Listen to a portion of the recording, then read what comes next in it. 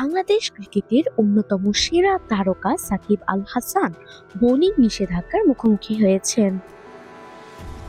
ইংল্যান্ডের Wales cricket board ECB সম্প্রতি সাকিবের বোলিং অ্যাকশনকে ত্রুটিপূর্ণ বলে ঘোষণা করেছে এবং তাদের আয়োজিত প্রতিযোগিতায় তার বোলিং নিষিদ্ধ করেছে। গত সেপ্টেম্বরে কাউন্টি চ্যাম্পিয়নশিপে সারের হয়ে খেলাকালীন সাকিবের বোলিং নিয়ে আম্পায়ারদের সন্দেহ দেখা দেয়। পরে ডিসেম্বরে ইংল্যান্ডের লাভবরো ইউনিভার্সিটিতে তার বোলিং অ্যাকশনের পরীক্ষা হয়। পরীক্ষায় উঠে আসে যে তার কোনোই অনুমোদিত 15 ডিগ্রির সীমা অতিক্রম করেছে, যা আইসিসির নীতিমালা ভঙ্গের শামিল। এই পরীক্ষার ফলাফলের ভিত্তিতে 10 ডিসেম্বর থেকে ইসিবি সাকিবের বোলিং নিষিদ্ধ করে।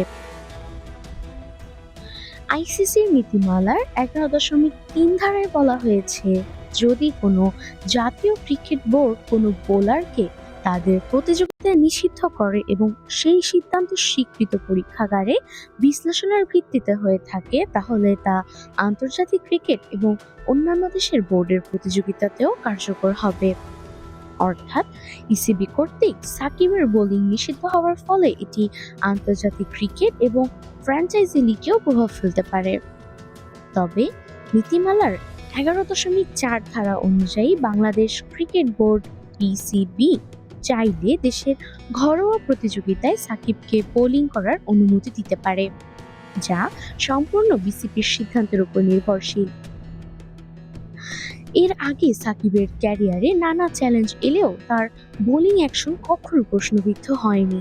এই নিষেধাজ্ঞা তার ক্যারিয়ারের জন্য বড় ধাক্কা। নিষেধাজ্ঞা প্রত্যাহারের জন্য সাকিবকে তার বোলিং অ্যাকশন সংশোধন করে পুনরায় আইসিসি স্বীকৃত পরীক্ষাগারে পরীক্ষা দিতে হবে। পরীক্ষায় যদি তার বোলিং অ্যাকশন বৈধ প্রমাণিত হয়, তাহলে তিনি আন্তর্জাতিক ক্রিকেট সহ সব ধরনের প্রতিযোগিতায় বোলিং করার অনুমতি পাবেন।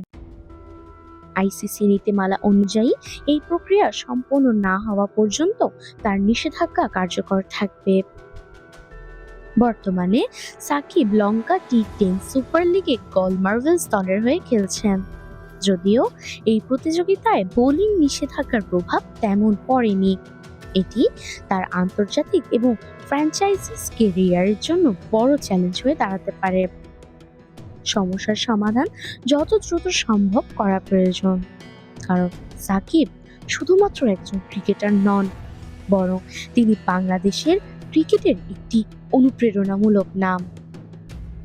এই নিষেধাজ্ঞা শুধুমাত্র একটি কারিগরি সমস্যা নাকি ভবিষ্যতে তার ক্যারিয়ারে আরো জটিলতা তৈরি করবে, তা সময়ই বলে দেবে।